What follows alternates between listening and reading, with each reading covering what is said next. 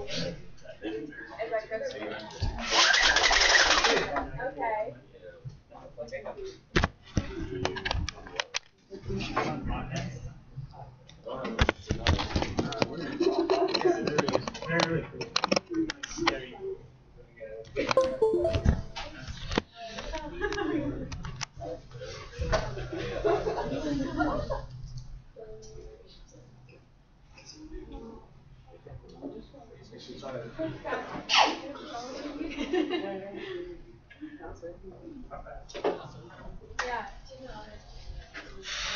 Okay, welcome back.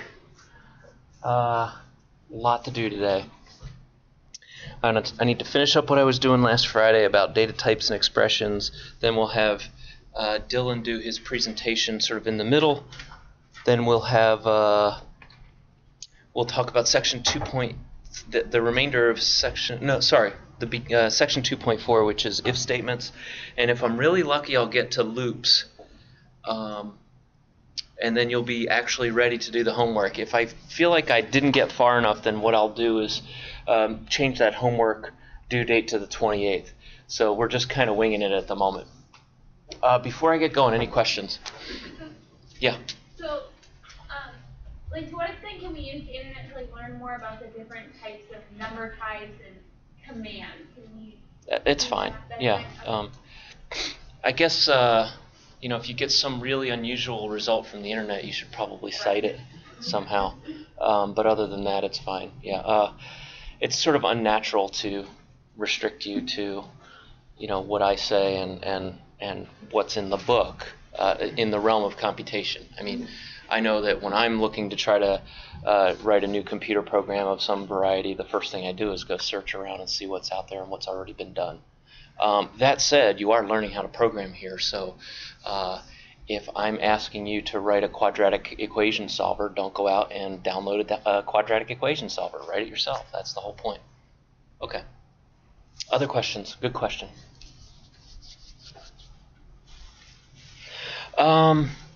So last time we were talking about data and variables, and I think the big takeaway from last time was that every piece of information that you have in a program, be it an integer, be it a fraction, be it a string or a character, ultimately all of those things have to be converted to what? To store on the computer. Binary, zeros and ones. And I finished last time with some web pages that showed how the various pieces of data were translated into binary. What I'd like to do is just wrap up that conversation talking about what happens when you mix different data types together. Let me remind you about the ASCII table. If you ever want the ASCII table and you're in your terminal program, you can type the word man ASCII like this. And what'll pop up is a table with all the ASCII characters in it. If you've been reading the Unix tutorial, you'll know that MAN, do you know what MAN stands for or what MAN is for? Manual? The manual, yeah. And what I've done is when I do man ASCII, I open up the manual page for the ASCII character set. There are lots of different manual pages. For example, man ls will tell me how the ls command works. And all of the different options that I don't normally talk about in class are listed there. Man-K, let me think of an example. Let's try directory. So if you want all the commands that might talk about directories, you can do man-K, and it'll tell you about all of the commands that have the word directory in their description. -K stands for keyword. So you can search the manual pages for a particular keyword and get all of a listing of all of those. So that's a little mini Unix hint for the day. I will finish, hopefully, at the end with a bit of discussion about some Vim tips. I know you guys have all been using Vim now for a week or so. I really encourage you to look at the Vim cheat sheet and try to incorporate some of the stuff off of that cheat sheet to make your life easier. I'll talk about a couple of those things today as well. So let's pretend, I don't know, let's pretend that we get ourselves a character variable, say C. So what can I store in that variable? One character. Sounds pretty boring. One character. How much information in memory does a character take? 8 bits or 1 byte. So if you've been reading, you know that for some arbitrary reason way back in the Stone Age of computer science, a collection of 8 bits was called a byte. That's completely arbitrary. It could have been 10 bits makes a byte. Although I think there's a certain amount of elegance in making 8 bits a byte because it's a power of 2, whereas 10 is not a power of 2. And you'll see that a lot in computer science. Powers of 2 sort of creep up all the time. So we've got ourselves a character variable. It consumes 1 byte of memory on the computer. I'm going to just assign a character to it. Let's say A. Why not? So if you want to assign a character to a character variable, you have to surround that thing in single quotes, the apostrophe keystroke. And that tells the compiler that A is not actually some kind of variable that I don't know about, but in fact it's the character A that I'm trying to put into this character variable. And if I do something as simple as this, what should happen when I run this program? It'll just say A. That's all it'll do. So I compile it successfully, I run it, and I see A. All right, let's start mixing some types. So I'm going to get my hands on an int variable. This is something designed to hold whole numbers, positive or negative whole numbers. I'm going to keep this assignment, and then I'm going to do something weird. I'm going to do n equals c. And then I'm going to print out n. In fact, I'll print out n and c.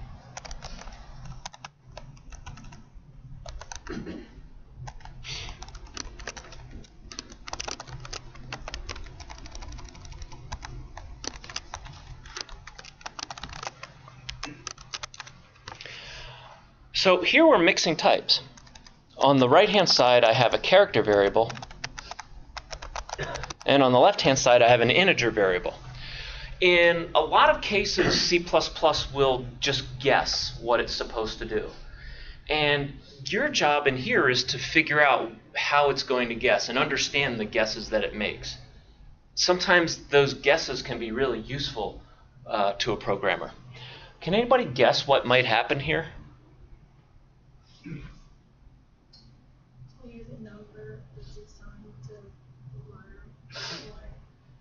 Right, so what is that number? So Rachel said you'll get the number that's assigned to the character capital A. Let's look at that table again, and let's go find capital A. It happens to be in the upper right here. 65. That's what I expect. So we'll compile it, and we'll run it, and in fact that's what we get. What happened is it took the byte that represented the character, and in that byte you have zeros and ones that are literally just the binary representation of the number 65. And when you do the assignment, it takes that byte and just sticks it into the variable for n. And now when I print it out as an integer, it goes and it looks at those bits and it says, oh, these are the bits for 65. That's an integer. I'm going to print it out. It's as simple as that. How about, what do you think will happen if I do this?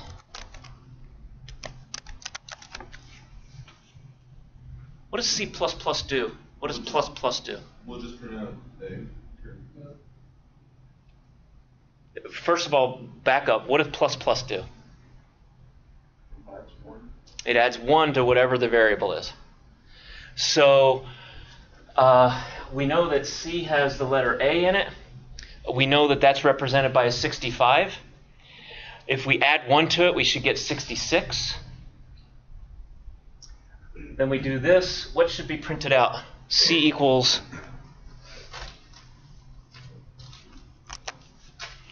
Yeah, look at B. It's not an accident that the value for B is one more than the value for A, right? When people designed the ASCII character set and assigned all these numbers, they could have made A 23 and B 62 and C 21 or whatever. They could have made them all over the map. But instead, they made them in order. So 65, whatever. Why is 65 A? I don't know. But it makes a whole lot of sense that 66 is B and 67 is C, etc. So that you can play these games with characters. You can add 1 to a character and get the next letter. So let's see that. Okay? How many knew that the plus plus added 1? A few of you? Okay. That's a good thing to know. I'm not sure if it's been in the readings up to this point, but it's certainly coming. All right. Anything else you might want to try before I leave this?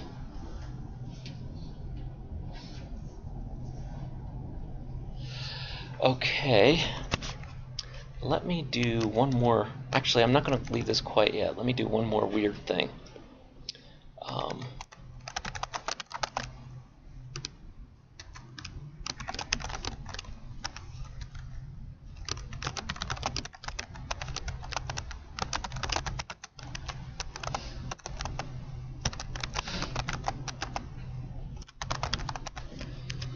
All right, so I can force C++ to interpret a variable in a particular way using what's called a cast. This weird notation in front of C says, take C, turn it into an int, and then print it out.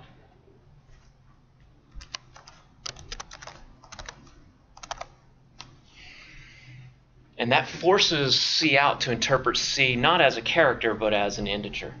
And of course, you can cast different data types using just a different string in the middle. So if you want to take an int and cast it to a character, you can do that, so on and so forth.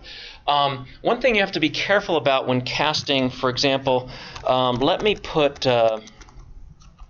make n equal 75. That's the ASCII value for k. And let me do cout the character cast n equals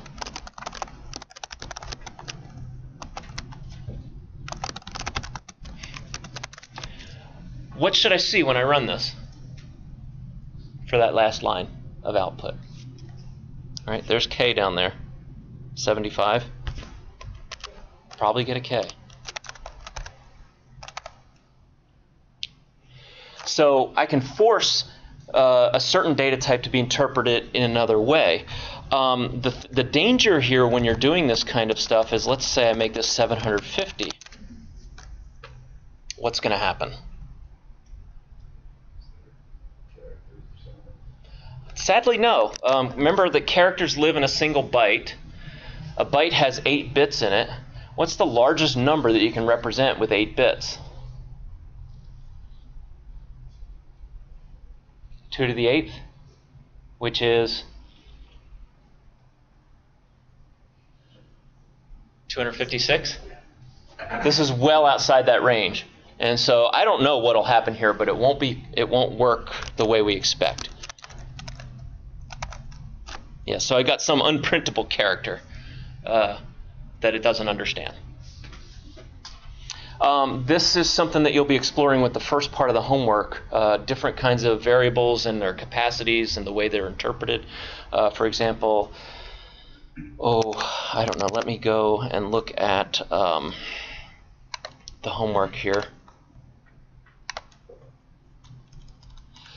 So, for example, in the Roman numeral 1, make all of your variables of type int, and then try to do this large number plus 1. Has anybody done this? And what happened? Negative. A negative? Negative, well, a large number, like, it's as if you had a negative large number plus 1. Yeah, so what that's called is an overflow. And different compilers, different computers handle overflows differently. But what happens in our compiler is it goes off the top and back around to the bottom of the range. It's a wraparound overflow. And most of the variables that you run into here are going to be wraparound overflows. So I've kind of explained a little bit. I want to see a nice, clear explanation of what you think is going on in each of these. And then use some of the stuff that I talked about today to answer that third one about the characters. Any questions? All right, Dylan. Come on up here and do your thing. So Dylan is going to be our first presenter. I don't know. You figure out how to get to it. Okay. I will mute the screen. What's your topic? I forgot. I'm doing what is a botnet. Oh, botnet. Yeah. Pretty cool sounding thing for kind of nasty thing. Yeah, botnet's something that's come around in the last, say, 5 or 6 years, really in full force. Yeah, So I think they started in like the 2001 was the first like dude who made one. Yeah. Anyway, I'm gonna start with a picture. Oh wait, unless if you want this up. Yeah. You ready? Yeah, go for it. All right, cool. So this is a really simplified version of what a botnet is. Essentially, a botnet is a network of what are called zombie computers that the dude of the bot master, as it were, could call together to launch an attack on somebody from an electronic perspective, like send a ton of spam emails to a ton of accounts. And basically, how these zombie computers become zombie computers is, so the botnet master sends out a virus, either like a Trojan horse or a worm, and like a couple of the big deal viruses that you've heard talked about in like the mid 2000s, like, oh, watch out for this worm, were from some botnet user. And what happens is the worm gets into your computer and just sort of hangs out there, and you just keep doing your things, typing away, and whenever the dude who wants to launch an attack wants to, he can just call on his botnet. All these computers that have been infected with the virus are all of a sudden united under one banner, as it were. And they can be used to overload web pages and send a ton of email and basically just gum up the works of a system. So there's an example of some guy was recently, only in recent days have they started persecuting what are called like botnet like crime people, because it used to not be a crime because it only started in 2001. But basically what this dude did was he had a massive series of botnets that he used to steal money from people's bank's account. And he was bank accounts. And he was 22 years old, and he basically wrote this virus that got a bunch of computers to just, the picture's kind of cool, to get infected and gum up a ton of data and take a bunch of money. And eventually he was the first person ever, or not the first person ever, but one of the most high-profile cases of somebody being like persecuted for what's called like a cyber crime. So yeah, that's pretty not very cool, but it's interesting. They sort of work. I can show you the wiki page if you want. It's like, I guess they're sort of mainly made to like work after sort of the name, like it says there, like they have the name after the malware that created them. But yeah, it's tough to explain more without going into too much detail that I don't know a ton about. Essentially, they're just it's a series of computers that have been gummed up by some sort of virus or some sort of bad software, and then another person can call on them to be used for malicious purposes. Yeah, any questions about that? What's so up? when a hacker has the computers do something for him, what does the user see? Is it really even notice what's going on? A lot of times you don't, which is kind of the cool part. I mean, not really cool, but kind of it's the interesting part is that how your computer can be sort of misbehaving and you don't even really aware of it, which is really interesting. Yeah. Other questions? One of the things also that one of the bad things they can do is, as he mentioned, if you have, like I have a little web server that serves up your homework pages or something like that. If I annoyed some guy that had a botnet, he could start making lots of page requests from my computer, more page requests than my computer can handle. And what's really annoying about a botnet is I can call up WCTS and I can say, I'm getting a lot of requests from this IP address, and they can block it before it ever gets to my computer. But then there's like if there's thousands of IP 600,000 addresses. computers Yeah. all coming from different IP addresses, that's a hard problem to solve.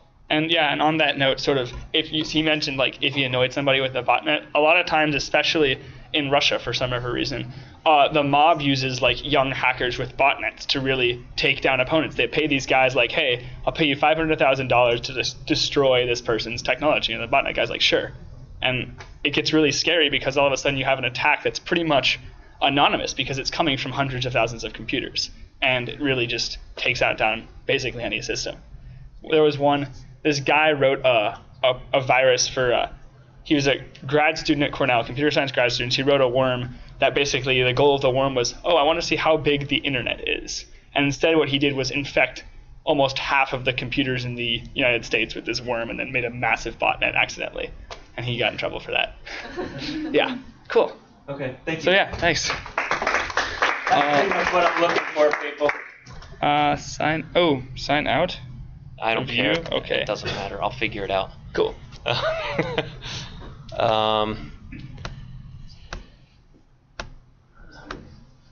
Yeah, another thing the mob does is, they say, that's a real nice web page you got there. It'd be a shame if something happened to it. Yeah. And if you pay me $500,000, I'll make sure nothing happens to it from my botnet anyway.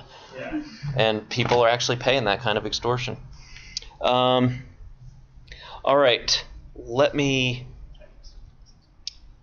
briefly finish up with mathematical expressions and a couple of weird mathematical expressions that you may not have seen before, or at least one weird mathematical expression that you may not have seen before. So let me close that. Is it easier to pick up a botnet over deepnet? Over the Like deepnet, right? DeepNet? Yeah. Don't know that one. Isn't that like the one where you like log onto the internet without using a router, gets the IP address through it? Isn't that like Tor? No. And no, it's not. It's actually easier to get infected with. There are all these people out there that are just running these computers that are poorly protected or not protected at all, and you go to a website and you click on something and suddenly it installs this piece of software. And the best software is stuff that doesn't let you know that it's there and just works quietly in the background. And when it's invoked by the master, you don't know it. And so all that's on the regular old internet. Because you can't recruit computers on, I guess, this dark net or deep net that you're talking about. You want to recruit computers on the main internet where everybody is, I would think.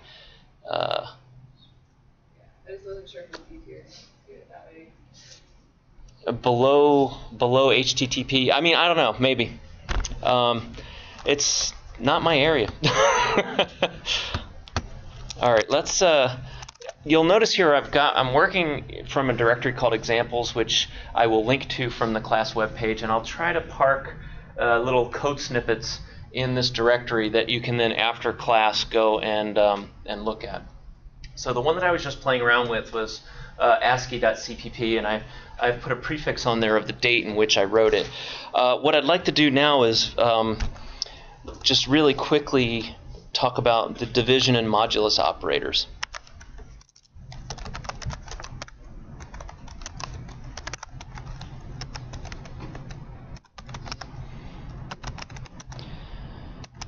Okay.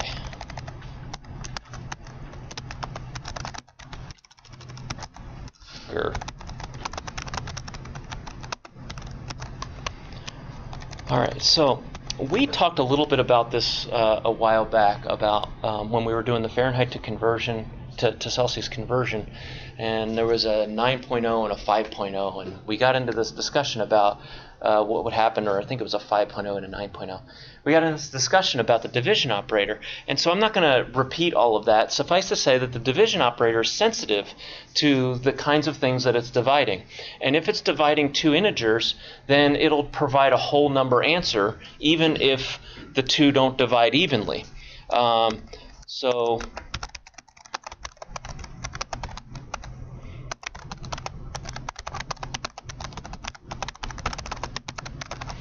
So for example, I can do something like 9 divided by 2. So how many times does 2 go into 9? 4 times with 1 left over. So when C++ sees a 9 over a 2, it says, hey, that's an int divided by another int, so I'm just going to do whole number division. And you'll see here just a 4. Whoops. Forgot my semicolon. So that's what happens. If, on the other hand, one or both of them is seen to be a decimal, then it will switch back to regular old division. And you get 4.5. See that? That's just something you have to know about the division operator. It's fantastically useful once you get used to it. So the presence of the decimal point, in fact, I think I can even get rid of the 0. I think it's the presence of the decimal point that gives you the regular division. Yeah, go ahead. Is there some way to, like, if, let's say if there was 9 divided by 3, is there some way to make it only show 3.3 as opposed to 3.33? Like, is there some way to specify? You mean 10 divided by 3? Yeah, so, yep, so, whoops. So there I get 3.3333, etc. We talked last time about this little magic incantation that will control the number of decimal places that we see after the decimal point. And so you can check that out in the Friday YouTube video, because frankly, I don't have it memorized. But there's this 3 things that you can tell cout to change cout's behavior that'll do that for you. Okay. The other one that's also useful is the modulus, or remainder operator. So let me leave this as 9 divided by 2 up here. And integer division gives us 4. And then let me do 9% 2.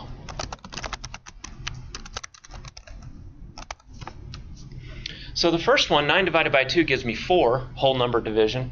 And the second one, 9% 2, gives me 1. What's going on there? It's the remainder after division by 2. Also incredibly useful when you're writing programs that manipulate integers. So just tuck that away, have that sitting there in the back of your head, and we will definitely revisit both of these operators in their integer forms. So you have one that gives you the whole number division, the other one that gives you the remainder of whole number division. All right, let's leave that then, and let's move on to if statements. So the way this book works is section 2.4 will introduce simple if statements and simple loops, a simple while loop. We, I promise, will spend much more time talking about if statements and while loops in chapter 3, but it doesn't hurt to be able to do some of these simple if statements right off the bat. They're pretty straightforward. Where it gets complicated is when you start developing very complicated, very sophisticated, complex true-false statements. But the kinds of true-false statements that we're going to be using for the homework that you're currently working on are simple enough that I feel like we can just introduce them quickly. So let's look at simple if-then statements.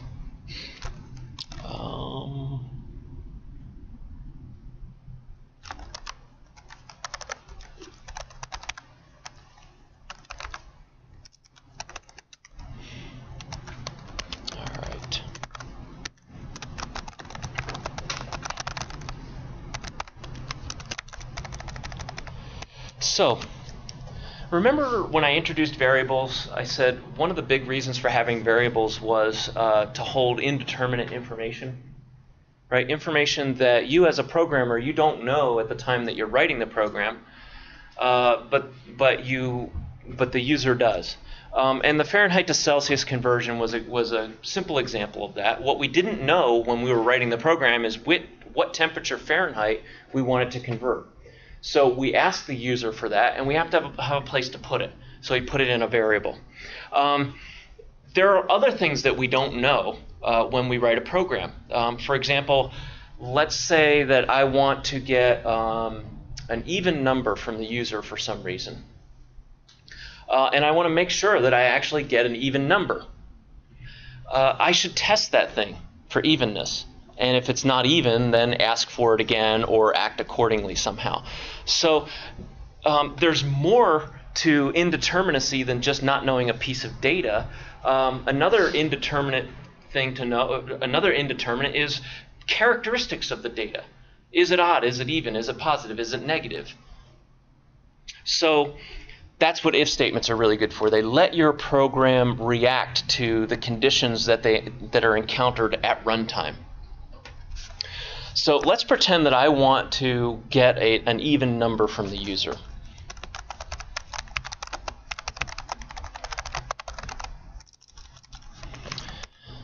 I'm going to need a place to put that even number. I'll call it n. And maybe I'll call it even. No, I'll call it n. Now, how do I request a number? I just ask for it, right? I print out a message saying, please enter an even number.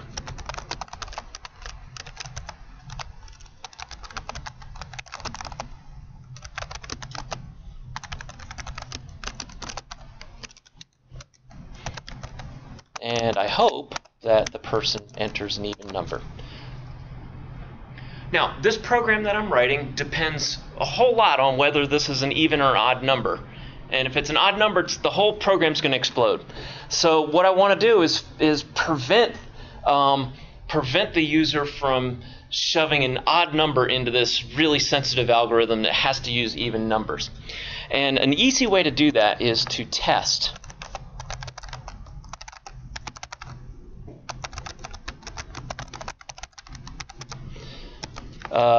Test the response for evenness. If n%2 equals 0, in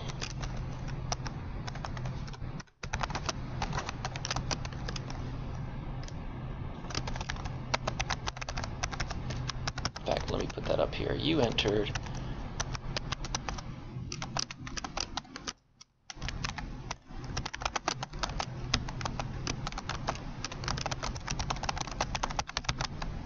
in fact, I don't need to do that either. I could do that up there. In fact, there's a lot I could put up there, isn't there? You entered n,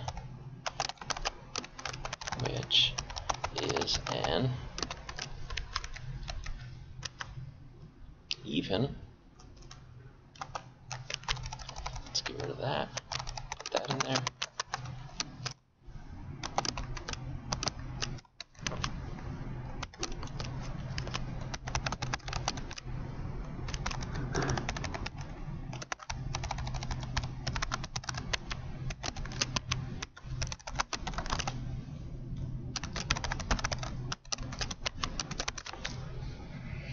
Okay. Here's a really simple if statement. You entered n, which is n, and now we're going to decide whether we want to say even or odd. How are we going to decide this thing? Well, look at this thing in the parentheses here. This is called a Boolean expression. A Boolean expression is something that turns into either true or false, depending on the condition of the variables or what have you at that moment in the program. So I've requested a number n. I get here and I do n%2 equals 0. What's n%2? Remind me? Remainder after division by 2. Why is that helping me figure out odd or even?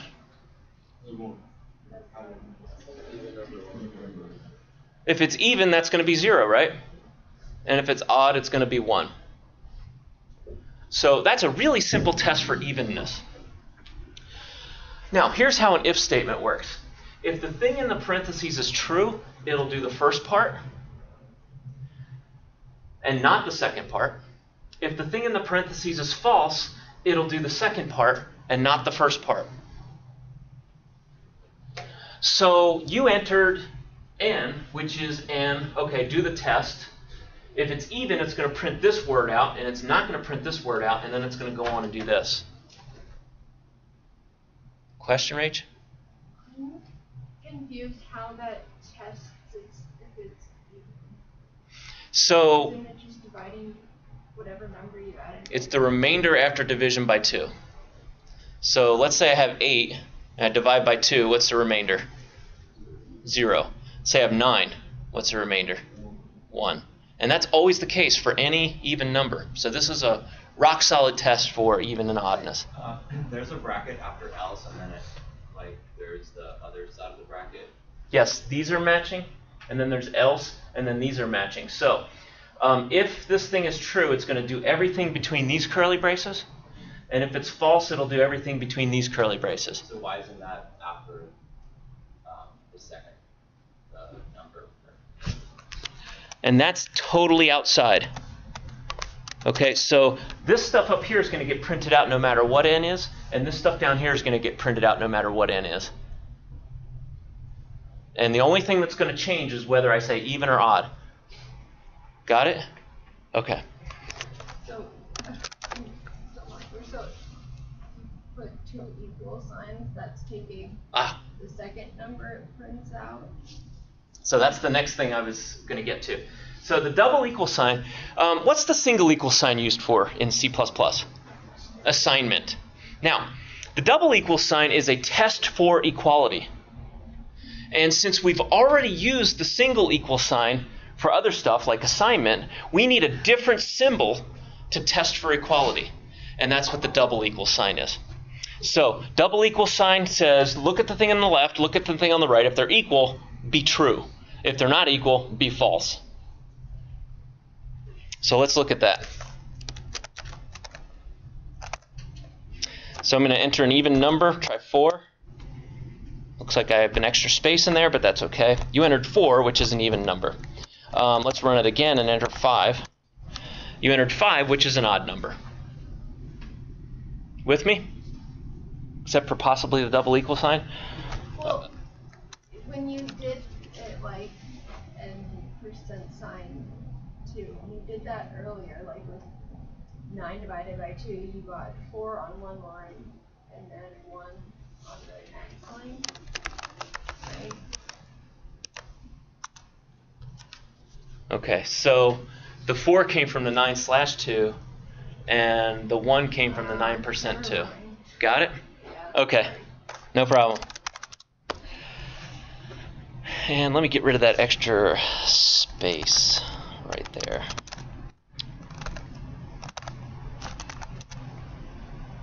Looks good. That's a simple if-else statement. You don't have to have the else. If you just have something that you want to happen when it's true, you can just use this. Well, then it wouldn't do anything if it's false. It would just skip it if it's false. Wouldn't do anything. Yeah. So you don't have to have an else is the point. There are lots of other comparison operators. For example, there's greater than or equal to, less than or equal to, strictly less than, strictly greater than. There's not equal to. For example, I can get the same kind of behavior if I change this to a not equals 1. It's a little counterintuitive, but you know, that'll work. So if n% 2 is not equal to 1, it has to be even, right? So those various operators are listed in the book. I won't review them here, but you can compare things, right? So you've got a variable x greater than 0. So when it gets to that point in the program, whatever the value of x is, if x is negative, x greater than 0 will be false. If x is positive, x greater than 0 will be true, and you can trigger certain commands based on that condition. And that's what an if statement is for. How do you link up else's and ifs? Okay, so you can string these together, and this is something that we'll talk about later, but I can also do if, yada, yada, yada, else, and then I could do like if n greater than 0, oops, and then I could do else, And I can do that in perpetuity. I can have as many of those as I want. I guess I mean, like, if you have an if statement that you don't want an else to, and then an if statement a little bit later that you do want an else to, how does the machine not know, like, the else statement Right. is connected to the first if? So the else statement has to occur after an if line, and the compiler is smart enough to know that. And yeah, so you can't have like a stray else without an if, without a matching if, and it has to immediately follow the if statement. So if I had an if here and then I move this else somewhere down here, I'll get a compiler error. Okay. You have multiple ifs though. If. Yep, and I can have nested ifs. Right, so if n is even, and then I could have inside if n is positive, if n is negative. For example, in fact, let's do that one. So let me move that out of the way. If n is greater than 0, then we'll do cout.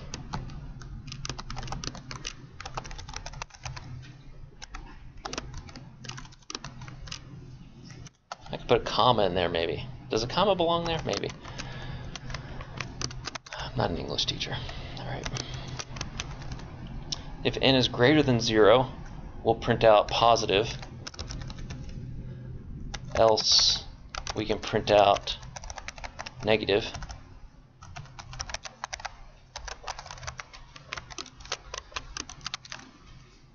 So now, if it's even, it's going to go into the first part. And if it's positive, it's going to print out positive. Otherwise, it'll print out negative.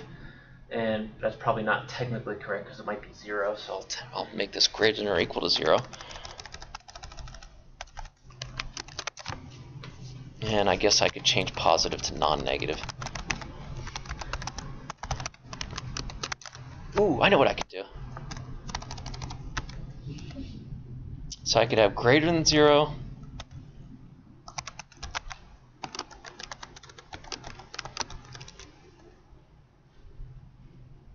And we'll just not do anything there. And then, oops, else if. Let's see how bad this is. 4. Okay, so there's some grammar issues and so forth. Let's run this again and do -4. Okay, that works. And then let's try 0. As you can imagine, if statements can get pretty crazy, pretty hairy.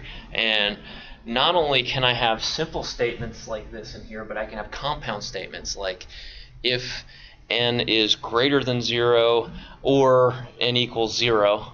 I can do it. So I have ors and ands, and we'll talk about that later.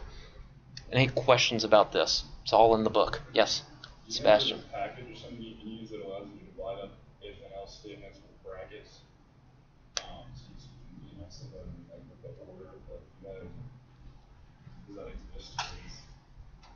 I'm not sure what you're getting at. Well, like it seems like, I mean, it's this way, you know, it has to be in the right order. So you have an if statement, then you have an else statement. Whereas what Carter was talking about earlier, you know, if you have just a bunch of them, they're not necessarily in order or whatever.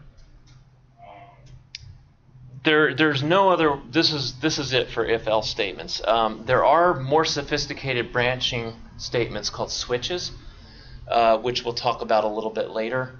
But for now, you're pretty much stuck with this syntax. How do you keep compiling it so quickly? I have a macro in my VI. So there's a way to configure Vim to do certain things for certain kinds of files, and so I can give you this if you want. This is the result of years and years and years of tweaking my Vim. Here's my C++ section, and right here, if I'm in command mode and I hit ;G really quickly, like ;G, that will do G++ on the current file. It'll save the current file. and then it'll do G++ on it. And then if I do semicolon R, that'll run a.out. And so I use that for my own, when I'm doing my own coding, and I use it here in class just to save me time. But it's a good question. And I can post this thing, and if you put this in your home directory, you'll have semicolon G, semicolon R at your disposal, among other things. How do you make it so that your terminal is light? Okay, that's fair. That's a fair question. Let me run putty. I have to run putty to do that. Oh no, I don't. Yes, I do. Yes, I do. I think it's in here. Wrong. Maybe it's in here.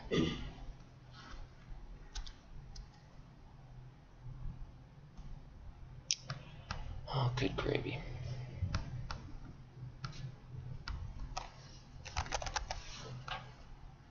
That ain't it. Ooh, I have an idea.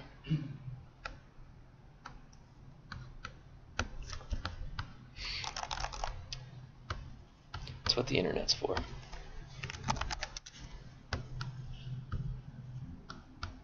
So somewhere on my computer is already putty, but I'll just put this on my desktop so that I can answer Emily's question.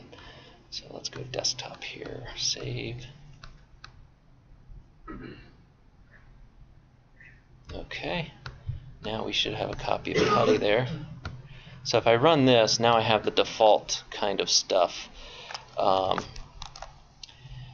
And let me try to go to re-ascii. And this will be what you guys all see.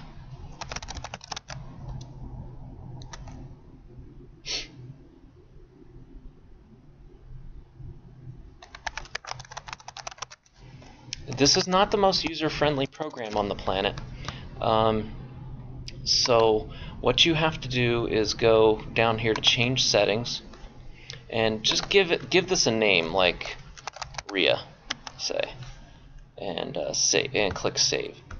Okay, so now I've got this RIA thing, and I want to make RIA look like, like I've been doing in class here. There are a variety of things. I think most of them are here in the Windows section. For example, you might want more than 24 rows.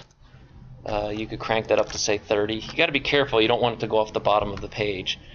You might want, more scroll back, maybe 2,000 lines. And you can click apply, and you can see that those changes are there. But those changes are not, they're not going to be there for you unless you hit save. Okay, another thing that you might want to do is colors. The default foreground color is, I'd like it to be black, so that's going to be, 0, 0, 0, and apply. And then I want the default background color. I shouldn't have hit apply. The default background color I want to be white, which is 255, 255, 255. Like I said, not the most user-friendly thing. Oops. And apply. Okay. Make sure you save. I think you can actually, if you click on background and you do modify, yeah, you can just pick and then hit OK. Yeah, so it's not as bad as all that. Click modify and that'll let you pick any color you want. You can play around with default bold foreground, default bold background. I usually don't mess with them. Let's see here. Font. Somewhere there's a font. Maybe here. Nope, here? Yes, here. So there's the font. Click change. I like Lucida Console quite a lot.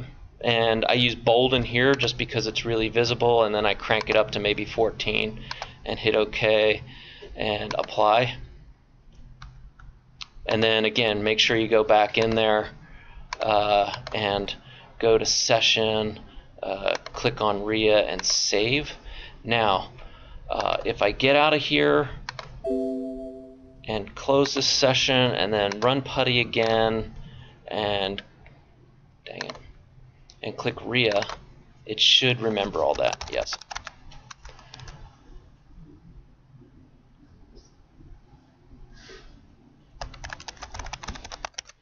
Another thing that I encourage you guys to do is to have multiple windows into the same computer.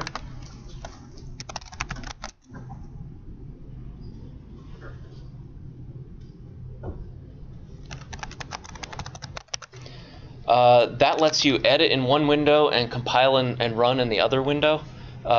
You can have just dozens of these windows into the same machine. The machine totally doesn't care. Okay, very low resource, not very labor intensive for the computer at all. Let's do a couple of Vim things here,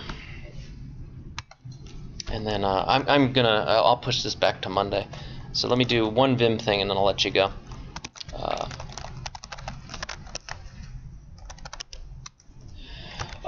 Somebody was in my office the other day and they got down to here and they wanted to put something after the semicolon. And so what they did, and it's cool. They did the I thing and then they moved the arrow over and they started typing.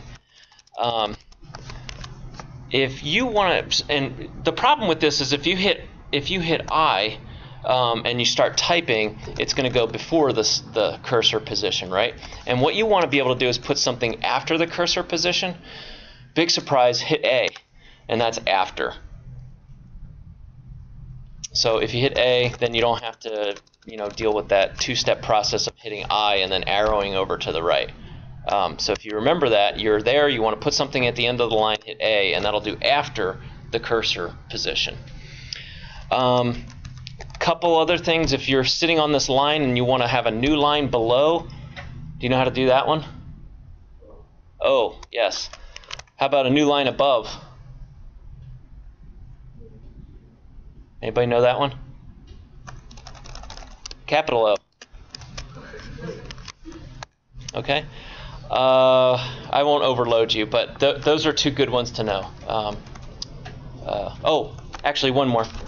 If you want to put something at the end of the line and your cursor isn't there, you can hit capital A. And it'll move you to the end and then append. Yeah? Are there any instances when the spacing really matters? Or? Only in stuff between quotes. Okay. Right, like these things here. Then spaces matter, but stuff outside of quotes, not at all. In fact, this whole thing, one more thing, I promise I'll let you go. I can take this whole program and put it on one line, except for I take it back. So I can take most of this program, put it on one line, and the compiler will still be happy. Let's do that right there. So that's a perfectly fine program for the compiler. Right, totally compiles. Not readable at all. I would definitely ding you for style points on this. So homework's due Monday. I'll talk about while loops on Friday, and then you'll have everything you need to know.